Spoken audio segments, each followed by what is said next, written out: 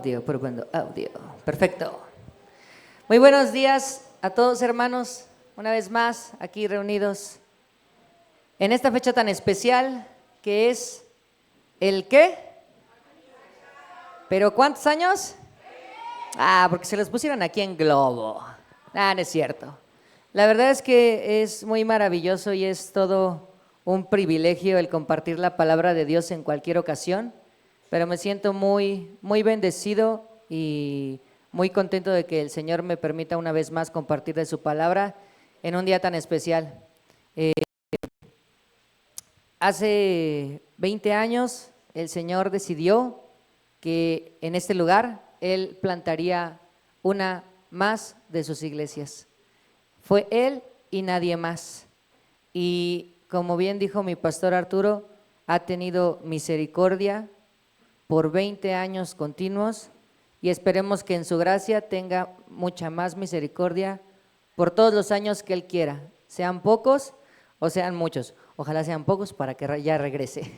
Pero bueno, quiero abrir esta predicación tomando brevemente un momento. Algunos ya lo saben, se compartió recientemente. Ya se fue a la presencia del Señor uno de nuestros hermanos más, digamos, influyentes, inteligentes, que el Señor le dio mucha sabiduría, ¿no? Y comentaba por ahí mi pastor Martín que de cierta manera, y lo comparto, se siente uno pues un poco triste, ¿no? De que cualquier hermano parta, pero también hay mucha gloria, hay mucha felicidad porque Él ya está como ninguno de nosotros podemos estar el día de hoy, completamente en la presencia de Dios. Él acuñó muchas frases muy hermosas, si en algún momento pueden buscar, el hermano dejó muchas frases muy bellas, pero el día de hoy quise traer esta: Dios tendrá a los pastores como los responsables de advertir a su pueblo del peligro espiritual. Su compromiso con Dios es el de proteger al rebaño, no acariciar a las ovejas. El día de hoy, que se cumplen 20 años de nuestra iglesia, quiero hacer un reconocimiento público para nuestros 3 pastores, para nuestro pastor Alejandro, para nuestro pastor Alex, para nuestro pastor Martín, porque creo que muchas veces perdemos de vista la gran responsabilidad que recae sobre de ellos. A veces quisiéramos que únicamente nos dijeran palabras lindas, palabras de aliento, pero no es lo único que tienen que hacer. En algunas ocasiones, para cuidar al rebaño, se necesita ser un poco duro. Incluso en la misma palabra hay una imagen, ¿no? De preferible que le rompan una patita a una oveja, pero que esté con el pastor, a que se pierda, se la coman, se la devore cualquier animal. Entonces, yo quiero que pensemos en lo siguiente. A la predicación del día de hoy la titulamos Un cristiano de 20 años. Quiero que piensen, ahora no en un cristiano, un poquito rápido, piensen en una persona, hombre o mujer, lo que ustedes gusten, de 20 años. Quiero que participen un poquito. ¿Qué creen que una persona de 20 años ya debería saber hacer? No se sientan ofendidos, voy a señalar algunos, voy a pedir que unas 3 participaciones. A ver ahí, hermanita Ángeles, ¿usted qué cree que debería saber hacer ya una persona de 20 años? La que sea y como se llame. Ok. Dice la hermana que saber compartir de la palabra. Quiero que sean un poquito más generales. No piensen ahorita tanto en un cristiano. Javier, inyectar, por ejemplo, una persona de 20 años debería saber inyectar. Por acá arriba, a ver, Sofi, ¿qué debería saber hacer una persona de 20 años? Ser responsable, dice Sofi. Una última por allá, hasta atrás, hasta arriba. Autosuficiente, es una palabra muy grande, ¿no? Porque una persona autosuficiente debería saber cocinar, planchar, lavar, hacer la casa. Si pensamos en una persona en general, la que sea hombre, mujer, lo que se llame, y pensamos en una edad de 20 años, creo que todos coincidimos en que debería saber ciertas cosas. ¿Cómo se sentirían si conocieran a una persona de 20 años que no sabe andar en transporte público? ¿Cómo se sentirían si conocieran a una persona de 20 años que no sabe sumar, que no sabe leer? ¿Cómo se sentirían si conocieran a una persona de 20 años que no sabe ni siquiera servirse un plato de cereal? Literal, así ponerse el cereal y aventarle la leche. Sería raro, ¿no? Pero ¿qué creen? Que en el mundo real habemos personas que por muchos años fuimos muy inútiles. Yo era una persona, Dios me permitió ser hijo único, y eso en cierto sentido me hizo mucho daño. ¿Por qué? Porque todo me hacían. Porque a los 20 años yo no sabía lavar ropa. A los 20 años yo nunca había agarrado una escoba. A los 20 años a mí me llevaban a la escuela. O en vehículo personal o me daban dinero, vete en taxi. Y suena chistoso y podrías decir, no, no puede ser. No te creo que a los 20 años tú estuvieras así. Sí, hermanos. A los 20 años yo era muy inútil. Muy, muy inútil. No sabía hacer cosas básicas. Ahora ya tenemos el ejemplo normal, ¿no? De cualquier persona. Pensemos ahora sí en lo que estaba pensando la hermanita Ángeles, en un cristiano de 20 años. Pueden ser dos cosas, ¿eh? Un cristiano que nació en una casa cristiana y tiene 20 años. O puede ser un cristiano que a lo mejor, no sé, pongan la edad que quieran, a los 20, ¿no? Eso quiere decir que ya tiene 40. Hace 20 años que se volvió cristiano. Piensen en esos dos ejemplos. Un cristiano que nació en cuna, cristiana como se le llama, y un cristiano que llegó a ser ya mayor, ya llegó a Cristo y lleva 20 años congregándose. ¿Ustedes qué pensarían? En ambos casos, vamos a hacer rápidamente, igual 3 participaciones ahora sí.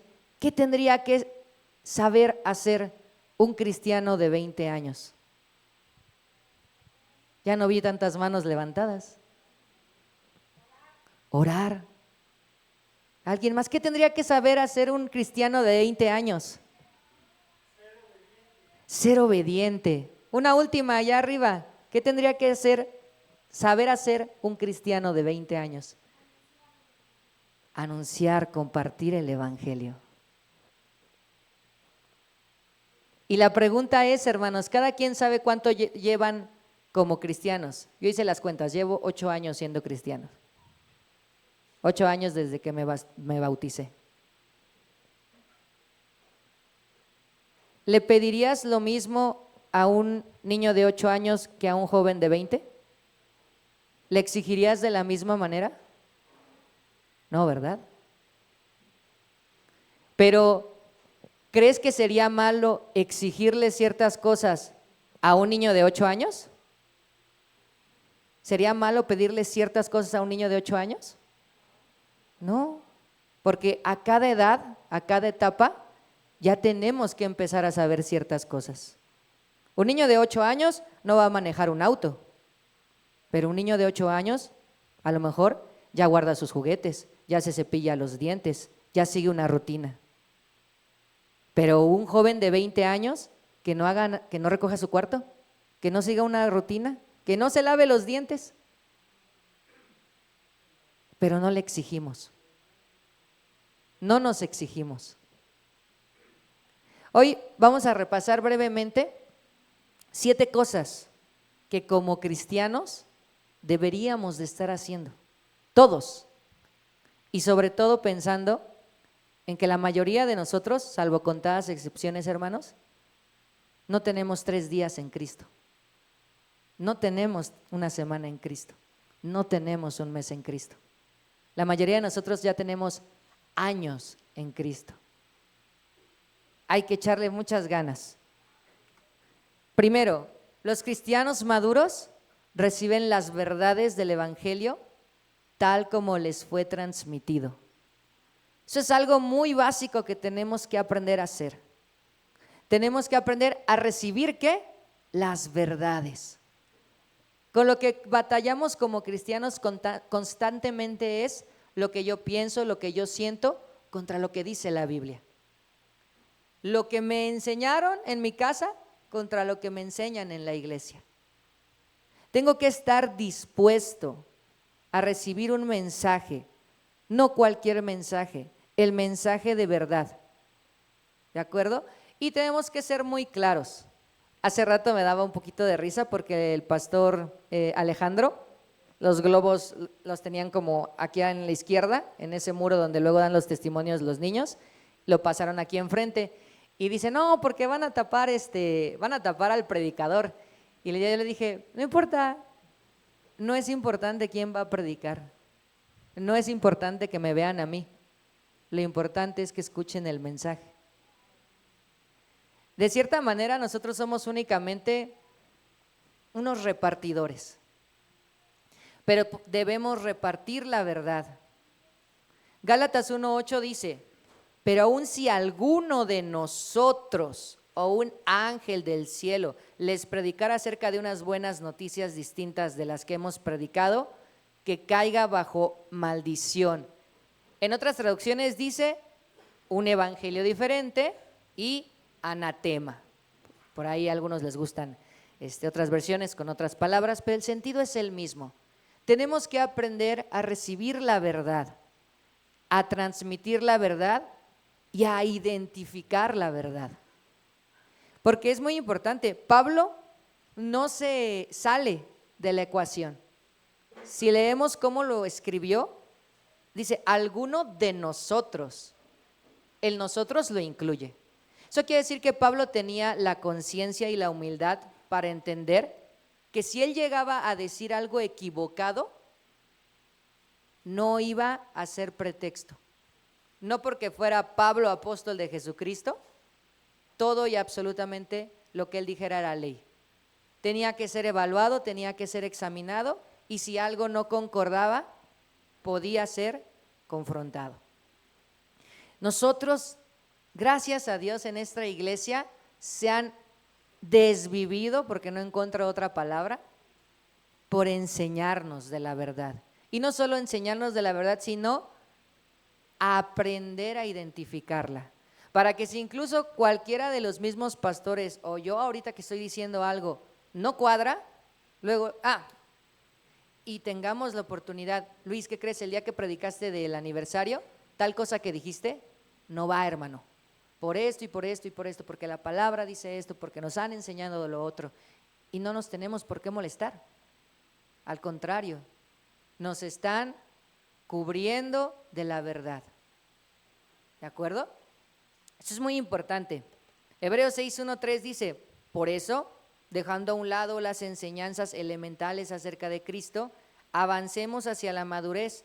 No volvamos a poner los fundamentos tales como el arrepentimiento de las obras que conducen a la muerte, la fe en Dios, la enseñanza sobre bautismos, la imposición de manos, la resurrección de los muertos y el juicio eterno. Así procederemos si Dios lo permite.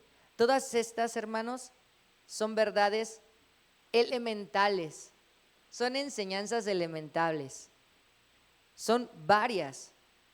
Yo pregunto y te animo a que te analices y nos analicemos.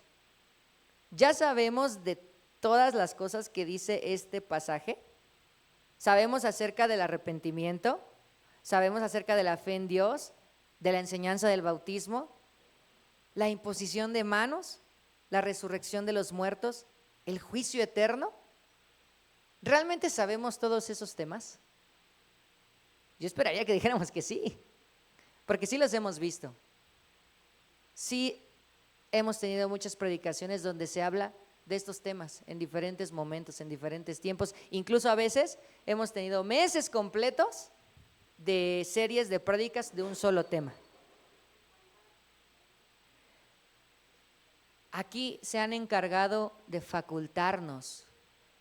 Yo tengo 8 años, pero llevan 20 años hablando de la verdad, facultando al creyente con la verdad. Es un trabajo titánico. Se necesita mucho más gente. Tenemos 3 pastores y como 4 apoyos que predican. Hace falta más. Caballeros, varones, les animo, prepárense, hace falta más personas, hermanos, que se suban aquí. Tenemos que seguir avanzando.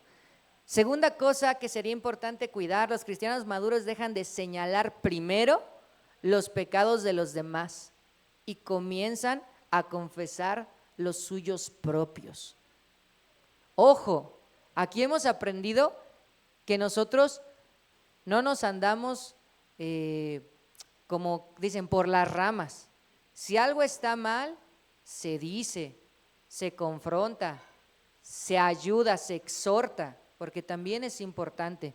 Pero habemos, y es un punto muy importante para mí, quienes nos sentimos como la policía de la espiritualidad, ¿no? Y creemos que tenemos el derecho de andar viendo todo lo que hacen los demás y, el hermano esto, la hermana aquello, y es que no hizo, es que no dijo, es que… Y tampoco debemos hacer eso de primera mano. ¿Cómo puedes notar que un cristiano es maduro? Porque antes de señalar el pecado ajeno, va a señalar el suyo propio.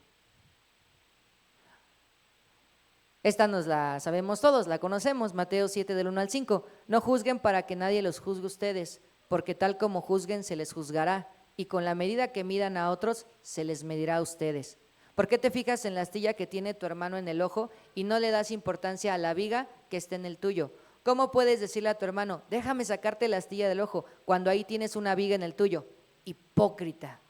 Saca primero la viga de tu propio ojo, entonces verás con claridad para sacar la astilla del ojo de tu hermano. ¿Cuántas veces hemos sido, y la palabra es fuerte, hipócritas? ¿Cuántas veces yo he sido hipócrita? Muchas, hermanos, más de las que debería. Porque a lo mejor hablo de alguien y lo animo a que no cometa un pecado o que le eche ganas, y a lo mejor yo estoy cometiendo ese u otro pecado, peor y más constantemente. Ahora, ¿eso quiere decir que no podemos decirle a un hermano que está haciendo algo incorrecto o ayudarle a exhortarle? Claro que no, debemos, pero en orden. Primero lo que hay por dentro para después ayudar a los de afuera. Ahí dice la última parte, saca tu viga y entonces verás con claridad para sacarla del ojo de tu hermano. Nunca dice, saca la tuya y deja al hermano. No, saca la tuya para que estés bien, para que estés espiritualmente bien y en ese sentido puedas ayudar a los demás. No hay nada de malo en que vengan y nos confronten con nuestro pecado. Pero si es lo primero que sale de nuestras bocas, eso quiere decir que todavía tenemos que trabajar. No quiere decir que no eres cristiano. Quiere decir tal vez que somos cristianos inmaduros, cristianos chiquitos, cristianos pequeños, cristianos que a lo mejor se comportan como niños, como adolescentes, que ahí se andan jaloneando, ¿no? Que no se aguantan ni ellos mismos. Cristianos al final del día, pero que estamos creciendo y avanzando. ¿Qué otra cosa es importante? Cuidar nuestras palabras en general. Hay un pasaje en la Biblia que dice que la lengua es peligrosa, parafraseando, para no equivocarme, es peligrosa. Es muy, muy, muy difícil, ¿de acuerdo?, controlar la lengua. Pero es un llamado que Dios nos hace. Podemos, por ejemplo, ver en Santiago 3:2, todos fallamos mucho. Si alguien nunca falla en lo que dice, es una persona perfecta, capaz también de dominar todo su cuerpo. ¿Cuál es el sentido de esto? Santiago habla de que parte de madurar es tener cuidado en lo que decimos. Si alguien nunca falla en lo que dice, en lo que habla, en lo que comparte, en lo que opina, cómo exhorta, cómo anima. Nosotros tenemos que tener mucho cuidado porque Dios nos ha dado la herramienta más poderosa pero también la herramienta más destructiva, la palabra. La palabra. ¿Cuántas veces alguien te ha dicho algo que te ha lastimado y que te ha marcado más que algún accidente físico que pudieras haber tenido? Si alguien ha tenido un accidente físico, si alguien se ha caído, se ha roto algo, le han puesto un yeso, a lo mejor duras 1 mes, 2 meses, 3 meses, pero si Dios te lo permite, te recuperas y ahí estás, andas. Pero ¿cuántos de nosotros con honestidad podríamos levantar la mano y decir que estamos sanos de cosas que las personas nos han dicho? ¿Tus padres? ¿Tus hermanos? ¿Tus compañeros? ¿Tal vez incluso algún hermano? A veces no estamos bien adentro porque hemos sido heridos con algo que no es físico. Un golpe es físico. Una cachetada, una patada, una caída es físico. La palabra es espiritual. La palabra entra y se queda. Y tenemos que tener mucho cuidado con cómo abordamos las cosas, porque a veces queriendo edificar, destruimos. A veces queriendo ayudar, ponemos el pie. Tenemos que ser muy cautelosos, refrenar nuestras lenguas. Lo platicaba hace no mucho con el hermano Eduardo, con él platico mucho, tenemos muchos debates, muchas pláticas, muchas lecciones juntos y él aprendía de eso y me quedó muy claro, refrenar la lengua es elemental y es algo que muchos de nosotros no sabemos hacer. No nos podemos quedar callados ni 5 minutos. Tenemos a fuerzas que dar nuestra opinión. En parte hay que evitar toda conversación obscena, por el contrario, que sus palabras contribuyan a la necesaria edificación, sean de bendición para quienes escuchan. Es muy triste y muy lamentable, hermanos, escuchar anécdotas, testimonios o directamente que alguno de nosotros está hablando cosas que no, está diciendo malas palabras, está diciendo obscenidades, está chismeando. Hay que tener mucho cuidado. Fácilmente podemos caer en cualquiera de esas 3 cosas, en chismear, en decir groserías, en bromear cosas de doble sentido, cosas que no tenemos ya por qué estar haciendo, cosas que tenemos que estar cuidando, porque si vamos a hablar, tiene que ser para 2 cosas que vienen en el pasaje: edificar y bendecir. ¿Quieres hablar? ¿Quieres compartir? Que sea para edificar, para construir, que sea para bendecir. ¿Quieres decir algo del coche nuevo del hermano? Gracias a Dios, qué bueno que eres bendecido. Eso es lo que debes decir. Del coche del hermano, del aumento, de su nueva casa. Eso es lo que debemos decir, no otras cosas. Debemos cuidar, Efesios 4, 2, 3, siempre humildes y amables, pacientes, tolerantes, unos con otros en amor. Esfuércense por mantener la unidad del Espíritu mediante el vínculo de la paz. No dice a veces, no dice cada 15 días, cada domingo, cada que te ven los hermanos, dice siempre.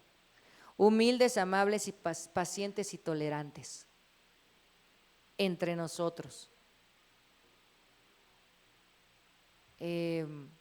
Recientemente yo he tenido problemas con el enojo.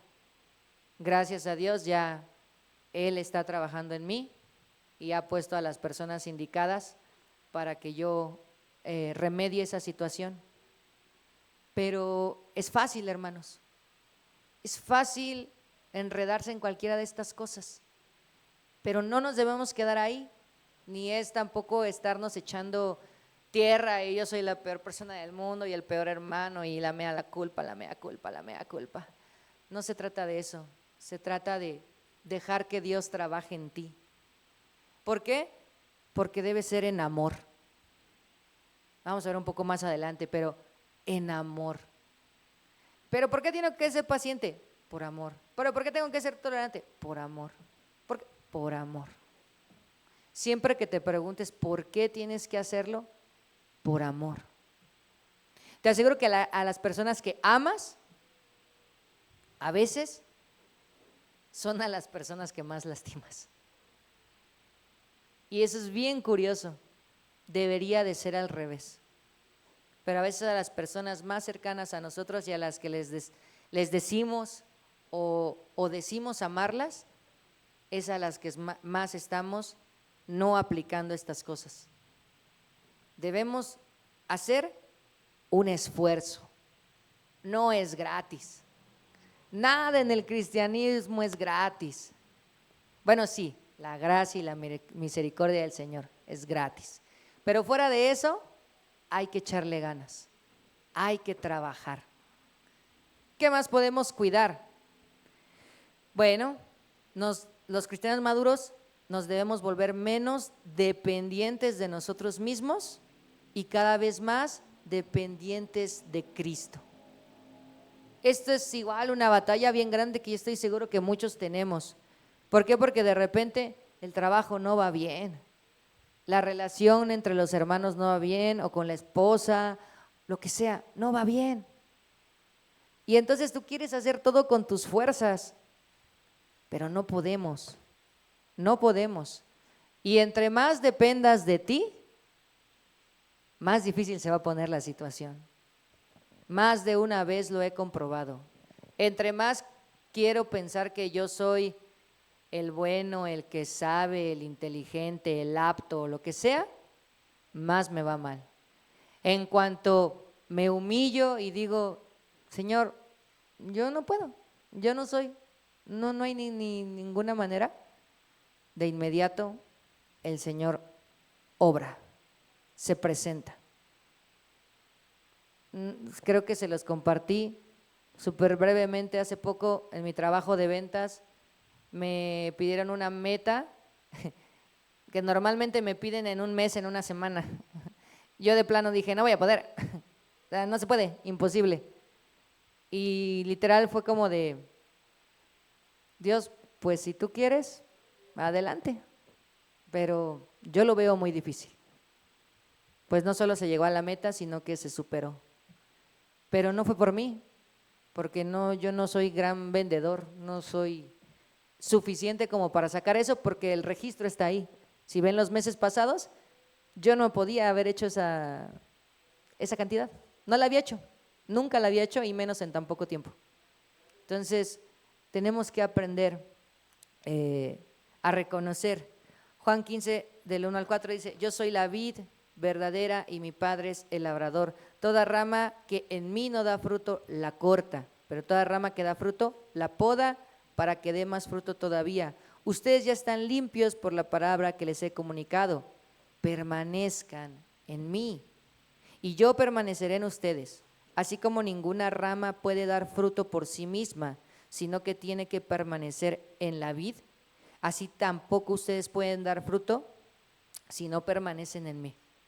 La palabra de Dios a veces es tan clara que yo siento que eso es lo que nos atora. Yo a veces siento que es como de, te está dando tan directa la respuesta que tú quieres encontrar el mensaje oculto.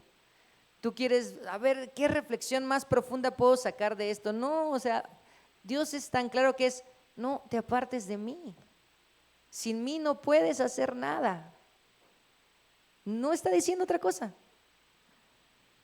Yo soy la vid y ustedes son las ramas. El que permanece en mí como yo en él dará mucho fruto.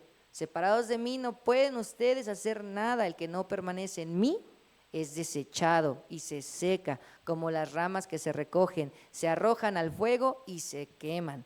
Si permanecen en mí y mis palabras permanecen en ustedes, pidan lo que quieran y se les concederá. Mi Padre es glorificado cuando ustedes dan mucho fruto y muestran así que son mis discípulos.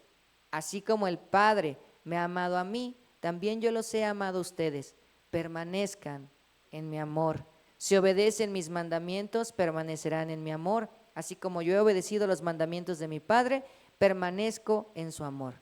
Les he dicho esto para que tengan mi alegría y así su alegría sea completa. Y este es mi mandamiento, que se amen los unos a los otros como yo los he amado. Nadie tiene amor más grande que el que da la vida por sus amigos. Ustedes son mis amigos si hacen lo que yo les mando. Ya no los llamo siervos porque el siervo no está al tanto de lo que hace su amo. Los he llamado amigos porque todo lo que a mi Padre le oí decir, se lo he dado a conocer a ustedes. Permanezcan en mí, si permanecen en mí, si permanecen en mi amor. Y lo que nos da, Él ya lo había hecho. Es muy importante, aparte, entender eso. Dios, sobre todo, cuando pensamos en el Señor Jesucristo, no nos impuso nada o no nos pide nada que Él antes no haya ya hecho. Él siempre tenía esa habilidad de decir, como yo lo hago, haz tú, como soy yo, sé tú. Es demasiado claro y es, o más bien lo volvemos tan complicado, hermanos. No deberíamos de volverlo tan complicado. Hay que permanecer en Él, en su amor, confiar en Él, confiar más en Él, menos en nosotros, depender más de Él, menos de nosotros. Eso es una señal de que un cristiano es maduro, cuando reconoce que Él no es más que lo que Dios quiera que sea, que no tendrá más de lo que Dios quiera otorgarle. Así debe ser. La quinta cosa es que los cristianos maduros hacen todo lo posible por edificar su fe. Santiago 4:8 dice, acérquense a Dios y Él se acercará a ustedes. Pecadores, límpiense las manos. Ustedes, los indecisos, purifiquen su corazón. Así éramos nosotros, pecadores. Así éramos. Y sin embargo, Dios nos dio la oportunidad de acercarnos a Él, para ser purificados, para cambiar nuestro corazón. Pero necesitamos ir más allá. Digamos, ese fue el primer contacto. Según de Pedro 1:5-9, precisamente por eso, esfuércense por añadir a su fe virtud, a su virtud conocimiento, al conocimiento dominio propio, al dominio propio constancia, a la constancia devoción a Dios, a la devoción a Dios afecto fraternal y al afecto fraternal amor. Porque estas cualidades, si abundan en ustedes, los harán crecer en el conocimiento de nuestro Señor Jesucristo y evitarán que sean inútiles e improductivos. En cambio, el que no las tiene es tan corto de vista que ya ni ve y se olvida de que ha sido purificado de sus antiguos pecados. En azul están varias cosas en las que nos tenemos que esforzar: fe, virtud, conocimiento, dominio propio, constancia, devoción a Dios, afecto fraternal, amor. Estoy muy seguro que muchos de nosotros practicamos algunas de estas, sin embargo también estoy muy seguro que difícilmente alguno de nosotros practicamos todas. Es importante identificar cuáles haces para seguirlas haciendo y es importante identificar cuáles no practicas para irlas añadiendo, para pedirle, como en el punto anterior, a Dios, para depender más de Él y decirle: Dios, la verdad es que tengo problemas con el afecto fraternal. ¿Por qué? Porque me cuesta verdaderamente amar a los hermanos de la iglesia. Me cuesta, soy muy torpe para eso. Necesito de ti para poder demostrar ese afecto. Dios, soy muy, como dijiste en tu palabra, hombre de poca fe. Dame más fe, porque tengo fe cuando me va bien, pero no mucha cuando no me está yendo como yo quiero, ¿no? Y no olvidemos Si de plano estás viendo que ninguna o casi ninguna de estas aparecen en tu vida, cuidado, porque hay dos palabras muy fuertes en ese pasaje. No las puse en rojo, pero yo sé que sí las podemos identificar perfecto. Inútiles e improductivos.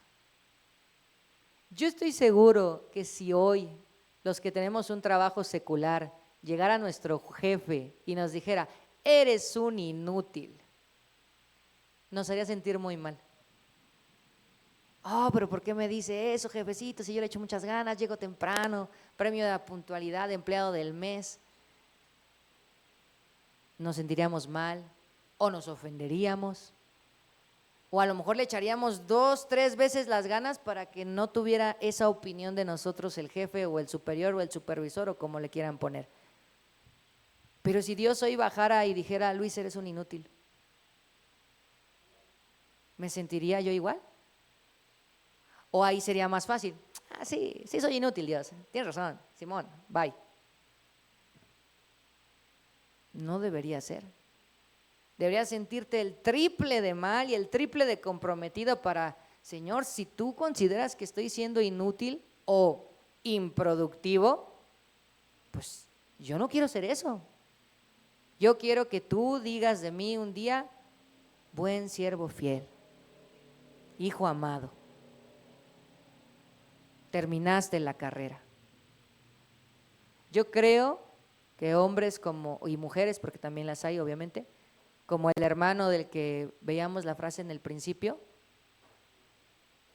Dios, ahora que los vio frente a frente, que les permitió estar frente a frente con Él, recibieron ese tipo de palabras.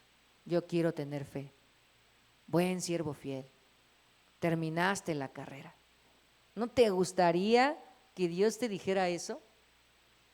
Sería hermoso, maravilloso. Por lo tanto, hermanos, esforcémonos. Así que ahí dice esfuércense, pero esforcémonos más todavía por asegurarnos del llamado de Dios, que fue quien nos eligió.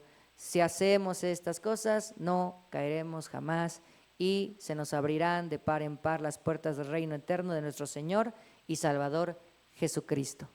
Sí, el versículo no está redactado en esa persona, ¿no? Incluyéndonos, pero yo lo quiero decir así, no por cambiar la palabra, hermanos, la palabra no cambia, no debe ser alterada, pero el mensaje es ese. ¿Te esfuerzas? ¡Qué bien! Esfuérzate más, esforcémonos más. No hemos llegado al límite. El límite, como dicen por ahí en un programa chistoso, dice, el límite no existe. Hay uno de History Channel. El límite es Dios. Y Dios no tiene límite, es infinito. Entonces, hay que esforzarnos todavía más. Oras, qué bueno. Lees, muy bien. Vas a mujeres, padre. A varones, también. En niños, todo cool. Siempre debes buscar qué más puedes hacer, qué más te puedes esforzar. No es que estés en todos lados, en todo tiempo y en toda hora y en todo lugar, porque no se puede, pero te aseguro que siempre podemos encontrar un área de nuestra vida en la que podemos esforzarnos más para Dios, para los hermanos, primeramente en esas dos posiciones. Ya estamos viendo los puntos finales, hermanos. ¿Qué más tiene que hacer un cristiano maduro? El cristiano maduro ama. Es una base y es una palabra tan sencilla, amor, amar. Y es algo tan complejo, tan completo, que Dios nos dejó la mejor de las descripciones y también la conocemos. El amor es paciente, es bondadoso. El amor no es envidioso, ni presumido, ni orgulloso. No se comporta con rudeza, no es egoísta, no se enoja fácilmente, no guarda rencor. El amor no se deleita en la maldad, sino que se regocija con la verdad. Todo lo disculpa, todo lo cree, todo lo espera, todo lo soporta.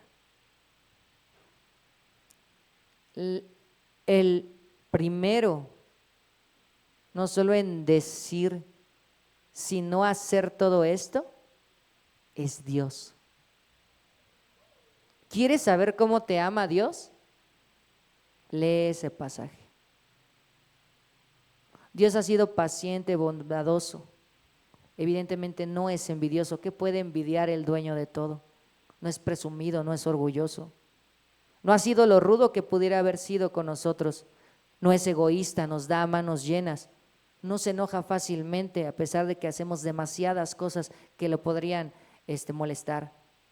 No nos guarda rencor. ¿Por qué? Porque nos ha perdonado nuestros pecados. Evidentemente no se deleita en la maldad. La misma palabra dice que Dios no quiere que nadie se pierda. No es su deseo. Se regocija con la verdad. Todo nos ha disculpado. Todo está soportando, y todo lo que le hemos hecho no solo lo soporta, lo soportó. ¿Sabes en dónde? En una cruz. Hay una imagen muy hermosa que dice, y yo creo fielmente en eso, lo que soportó a Cristo en la cruz no fueron los clavos, fue el amor que te tenía.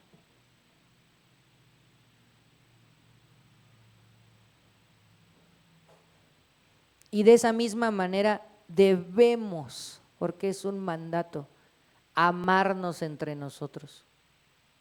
Así debes de amar a tu esposa. No puedes decir que amas a tu esposa si no la amas así. No puedo decir que amo a mi esposa si no la amo así. Solo lo estoy diciendo, pero no lo estoy viviendo. No puedo decir que amo a los hermanos si no los amo así. Solo lo estoy diciendo, no lo estoy viviendo. Son muchas cosas, yo sé que sí son muchas, son demasiadas, pero Cristo pudo, nosotros podemos, porque tenemos al Espíritu Santo. No necesitamos nada más. Podemos y debemos amarnos así. Ama a tu esposa así, ama a tu hermano así, ama a tus hijos así. Y en cierto sentido, hermanos, también ama a las personas del mundo así. ¿Sabes por qué? Porque Dios nos amó cuando todavía éramos pecadores. Y allá afuera sigue habiendo demasiada gente a la que volteamos a ver como si fueran, perdón por la palabra, ratas. Como si por no ser cristianos ni siquiera tuviésemos que voltear a verlos. Sí tenemos algo que hacer por esas personas, amarlas. ¿Cómo las vas a amar? Compartiéndoles de Cristo. Ese es el gesto de amor más genuino que puedes tener por un no creyente. Compártele de Cristo. Podemos y debemos hacerlo. Por último, el punto final, los cristianos maduros crecen.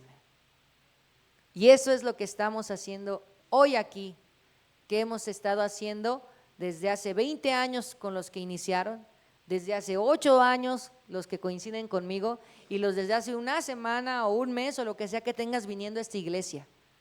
Estás creciendo.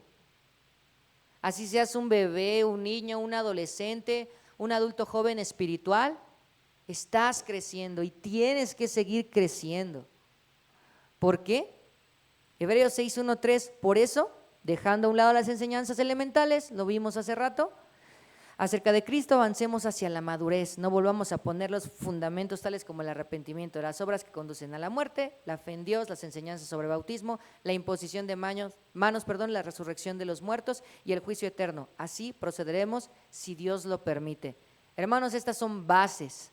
Si no las tenemos, hay que ponernos pilas. Si no entendemos o no sabemos de estas cosas que están en este pasaje, te invito, ponte al corriente, pongámonos al corriente, porque estas solamente son las bases. Y después que las tengas bien puestas, avanzar. Hebreos 5:12-14 dice, en realidad, y esto va para muchos de nosotros, si tú llevas una semana, un mes, un año si tú quieres, no te metas aquí, ¿vale? No quiero que tampoco se espanten, pero esta sí aplica para muchos de nosotros. Esta sí aplica, por ejemplo, para mí. En realidad, a estas alturas ya deberían ser maestros. Sin embargo, necesitan que alguien vuelva a enseñarles los principios más elementales de la palabra de Dios. Dicho de otro modo, necesitan leche en vez de alimento sólido. El que solo se alimenta de leche es inexperto en el mensaje de justicia. Es como un niño de pecho. En cambio, el alimento sólido es para los adultos, pues han ejercitado la capacidad de distinguir entre el bien y el mal. Hermano, la iglesia lleva 20 años. Yo llevo 8 años aquí. ¿Y seguimos tomando mamila? Hay que tener cuidado con eso. Porque aquí el único que toma mamila es el Natanael. Porque está chiquito. Es un chiste, pero no es un chiste. ¿Ok? Hay que echarle muchas ganas. Segundo llamado para todos los varones. Yo sé que a lo mejor les caigo gordos. Lo lamento mucho. Ya les dije que no me inviten a predicar, pero ustedes son los que insisten. Hay que ponernos pilas. No podemos esperar a que la iglesia cumpla su aniversario 30 para ver si ahora sí me quiero meter a varones, para ver si ahora sí quiero tomar un curso, para ver si ahora sí voy a dirigir un servicio, para ver si ahora sí preparo una predicación, una clase, algo que me estén pidiendo o solicitando. Hay muchos, y yo también lo llegué a decir, no estoy listo. Les comparto algo, realmente nadie que estamos aquí arriba estábamos listos, nadie estábamos listos. El Señor usa a hombres falibles para su obra, a hombres que se equivocan para su obra, a hombres que sí eran muy pecadores y ahora todavía pecan, pero son pecadores redimidos, que está trabajando en ellos. El día es hoy, el tiempo es hoy. Echemos de muchas ganas. Y sí, lamento un poquito que el mensaje sea más para los varones, porque pues tenemos consciente el orden como debe de ser, y si hay alguien que se va a parar aquí a predicar un domingo, tiene que ser un varón. Yo sé y agradezco mucho a Dios el ánimo de muchas de las hermanitas, y también síganse preparando, síganse facultando, porque ustedes entre mujeres se pueden enseñar, también a los niños, sus conferencias y todo, también es importante. Nunca se queden atrás, hermanas. Pero sí, el llamado es doble para los varones.